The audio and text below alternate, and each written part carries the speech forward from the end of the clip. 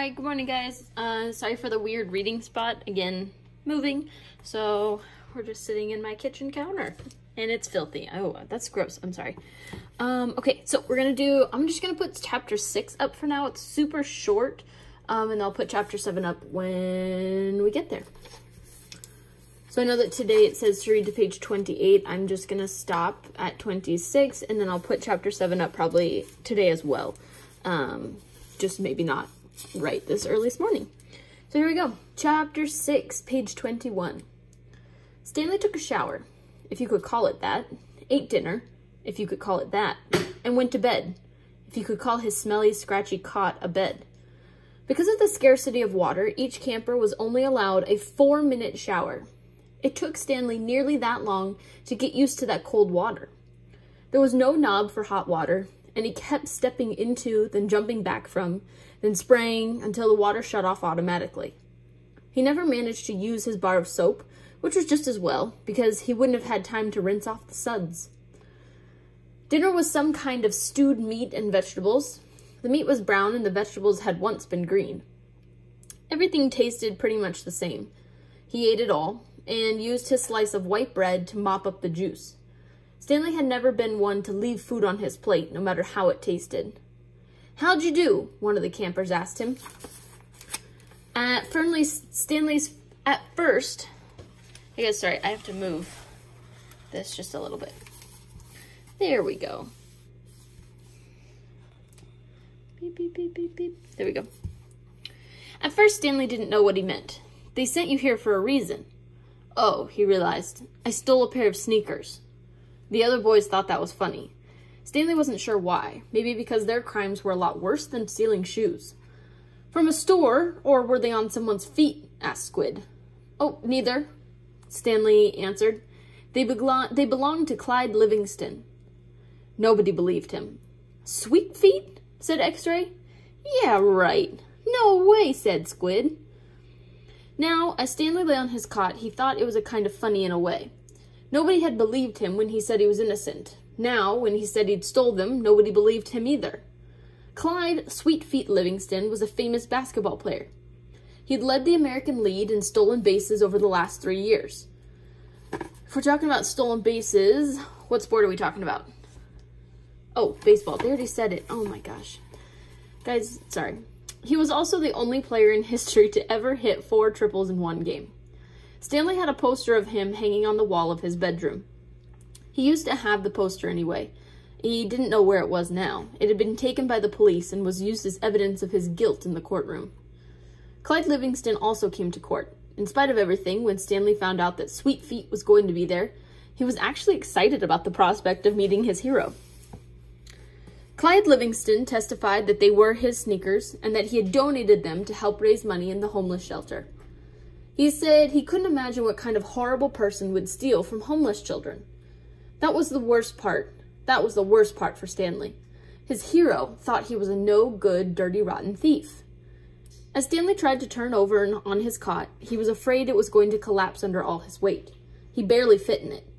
When he finally managed to roll over on his stomach, the smell was so bad that he had to turn over again and try to sleep on his back. The cot smelled like sour milk. Though it was night, the air was still very warm. An armpit was snoring 2 cots away. Back at school, a bully named Derek Doone used to torment Stanley. The teachers never took Stanley's complaint seriously because Derek was so much smaller than Stanley. Some teachers even seemed to find it amusing that a little kid like Derek could pick on someone as big as Stanley. On the day Stanley was arrested, Derek had taken Stanley's notebook, and after a long game of come and get it, he finally dropped it in the toilet in the boys' restroom. By the time Stanley retrieved it, he had missed his bus and had to walk home. It was while he was walking home carrying his wet notebook, with the prospect of having to copy the ruined pages, that the sneakers fell from the sky. "I was walking home, and the sneakers fell from the sky," he told the judge. "One hit me on the head. And it had hurt, too. They hadn't exactly fallen from the sky. He had just walked out from under a freeway overpass when the shoe hit him on the head. Stanley took it as some kind of sign. His father had been trying to figure out a way to recycle old sneakers, and suddenly, a pair of sneakers fell on top of him, seemingly out of nowhere, like a gift from God. Naturally, he had no way of knowing they belonged to Clive Livingston. In fact, the shoes were anything but sweet. Whoever had worn them had a bad case of foot odor.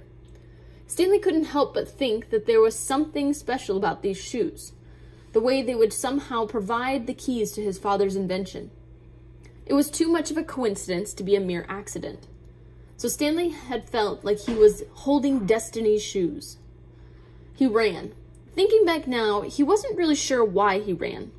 Maybe he was in a hurry to bring the shoes to his father, or maybe he was trying to run away from his miserable and humiliating day at school. A patrol car, a cop car, pulled alongside him, and a policeman asked him why he was running. Then he took the shoes and made a call on his radio. Shortly thereafter, Stanley was arrested. It turned out the sneakers had been stolen from a display at the homeless shelter. That evening, rich people were going to come to the shelter and pay $100 to eat the food that the poor people ate every day for free. Clyde Livingston, who had once lived at the shelter when he was younger, was going to speak and sign autographs. His shoes would be auctioned, and it was expected that they would sell for over $5,000. All the money would go to help the homeless. Because of the baseball schedule, Stanley's trial was delayed several months. His parents couldn't afford a lawyer. "You don't need a lawyer," his mother said. "Just tell them the truth." Stanley told the truth, but perhaps it would have been better if he had lied a little. He could have said he found the shoes in the street. No one believed they fell from the sky. It wasn't destiny, he realized. It was his no-good, dirty, rotten, pig-stealing great-great-grandfather. The judge called Stanley's crime despicable. The shoes were valued at over $5,000. It was money that would provide food and shelter for the homeless, and you stole that from them, just so you could have a souvenir. The judge said that there was an opening at Camp Green Lake, and he suggested that the discipline of the camp might improve Stanley's character. It was either that or jail, and Stanley's parents asked if they could have some time to find out more about Camp Green Lake. But the judge advised them to make a quick decision. Vacancies don't last long at Camp Green Lake. Alright guys, that's chapter 6. So you go ahead and do your summary and your vocabulary, and then I will post chapter 7 soon too. Bye.